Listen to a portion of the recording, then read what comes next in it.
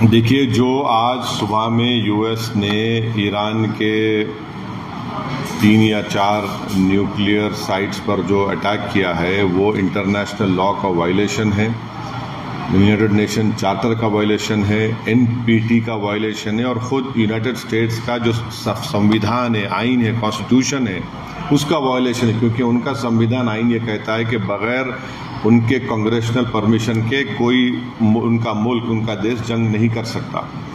पांचवी बात यह है कि ये हमला करके यूनाइटेड स्टेट्स ने गज़ा में जो फ़लस्तीनियों का एथनिक क्लेंसिंग हो रहा है, जेनोसाइड हो रहा है, उसको कवर अप कर रहे हैं। और इजराइल जिसके पास 700-800 न्यूक्लियर वॉरहेड है, जो एनपीटी को साइन नहीं किया, जो आईएईए के इंस्पेक्टर्स को अलाउ नहीं करता, उस पर कोई बात ही नहीं कर रहा है।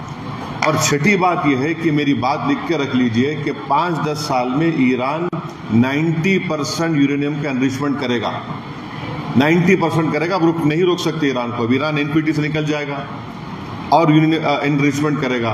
और साथ ही साथ उसका ये असर होगा आज की बॉम्बिंग के बाद कि जितने उस देश में, जितने अरब ममालिक बोलिए, मुस्लिम कंट्रीज बोलिए, जो उस खित्ते में है, वो सब लोग अब फैसला करेंगे हमको इजराइल के ब्लैकमेलिंग से, इजराइल की हेजेमनी से बचने के लिए हमको अब न्यूक्लियर वेपन्स बनाना पड़ेगा। वो भी आप नहीं रोक पाएंगे। और अमेरिका के इंटेलिजेंस ने खुद कह दिया कि अब ईरान के पास कुछ नहीं है। तुलसी गबार्ड का स्टेटमेंट है।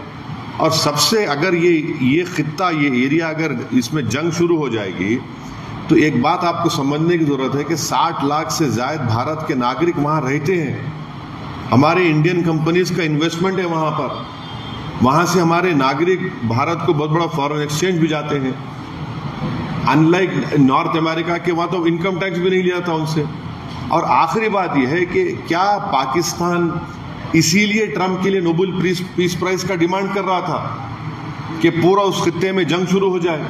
क्या इसीलिए उनके जनरल जाकर लंच खा के आए थे वहां पर कि पूरे इस इलाके में आग लग जाए, जंग शुरू हो जाए वहां पर?